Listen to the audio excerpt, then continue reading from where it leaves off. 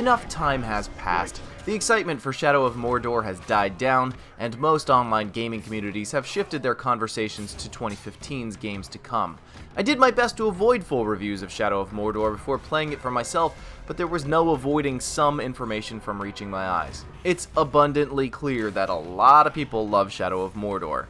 I, on the other hand, am somewhat ambivalent. I don't love it, but I certainly don't hate it either. It's a game that's functional, it's not afraid of showing its roots in the Batman Arkham series, and it's a licensed title that doesn't stink. For that, I think a lot of people are smitten with Mordor. To me, it seems like it would be harder to goof up a Tolkien-inspired game because the source material is so rich. But then I remember games like War in the North and Conquest and say, oh yeah. It's a common occurrence when expectations don't match reality. People expect gigantic AAA games to be polished to absolute perfection.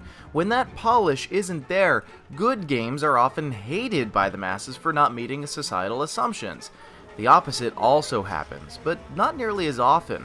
Expectations were pretty low for Mordor, and when the game released, it wasn't a broken game with frustrating controls and abysmal voice acting. The overall reception for the game was pretty warm, even landing it a few Game of the Year awards from some larger outlets. It's a little too warm of a reception for me. Shadow of Mordor is the story of Talion, a ranger of Gondor who serves duty at the Black Gate of Mordor. He's sacrificed in a blood ritual and resurrects spiritually fused with Celebrimbor, an elf with amnesia who's out to seek vengeance against the forces of Sauron. The entire game is set in the land of Mordor prior to the War of the Ring, so many of the humans found inside are either slaves to the Uruks or are about to be in exile as Sauron's forces are rising and his orc army is growing in number.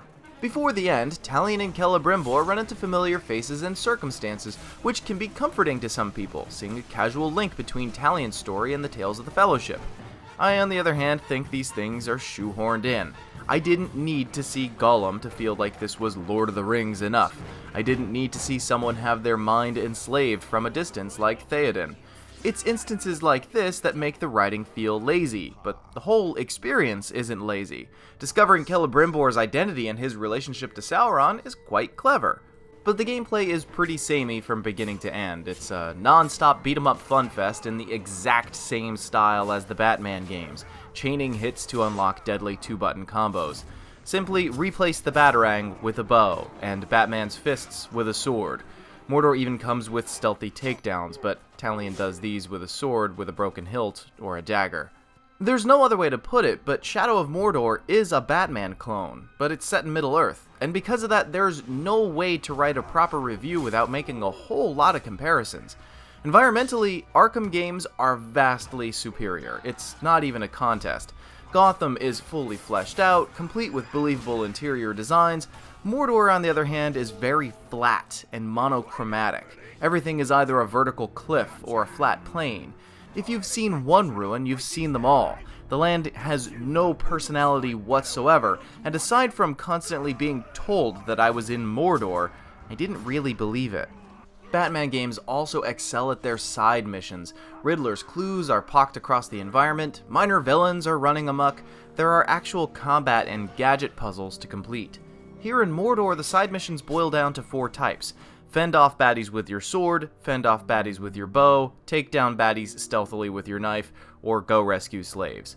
Each side mission is so alike that during my second side mission encounter, I was certain that the game didn't save my progress from the first one.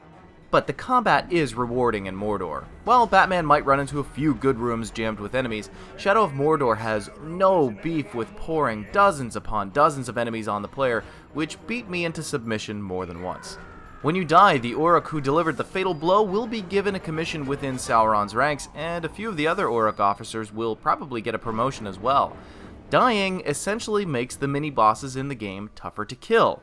In theory, that sounds great, but in practice, it's not necessarily the case. I found the game incredibly easy at first, then it got moderately challenging somewhere near the middle, but the final third or even final half of the game I felt completely overpowered. I had combat moves that would heal me, others that would resupply my focus abilities, and the AI would lose me entirely too easily if I simply went up on a nearby roof and waited a few seconds. The game's nemesis system is rather interesting too. Orc chiefs will forever wear the scars the player gave them from their previous encounters, and they remember if you run and cower away. When stepping into battle, they dramatically call the player out, give a minor diatribe, and boast their combat prowess, sometimes if you've even cut their head off once before. The game ran smoothly on my machine, ranging from 50 to 120 frames a second with very rare dips in the 30s. I didn't experience any crashing while playing the game, and there's plenty of nice PC options to tinker with for people who want to max out performance. The music, voice acting, and sound design are all great. The main story will take players about 15 hours, 20 if the player likes to do side quests. Combat is solid-ish, but player abilities could use more balancing. Story is okay, but feels ham-fisted at times. Environments are on the bland side. That's why I can only give Shadow of Mordor a worth trying. Now that I'm done with the game, I don't feel any urge to replay it. I personally picked it up on sale for about $30, but I'd feel bitter if I paid full price. It would make a great weekend rental, or an awesome game to borrow from a friend if you're a console gamer. Lord of the Rings fans are either going to love this one or hate it. There's a lot of cool lore found within the game, and some tidbits about the Blue Wizards. With the game's smashing success, it's a safe bet we'll be seeing more Tolkien adventures from Monolith and WB in the future. But here's hoping they see that not all Middle-earth adventures need to revolve around being the savior of existence, and Middle-earth should be a much more dynamic place to explore. Yes, it is one of the best Lord of the Rings games in recent memory, but I still think there's a lot of room for growth.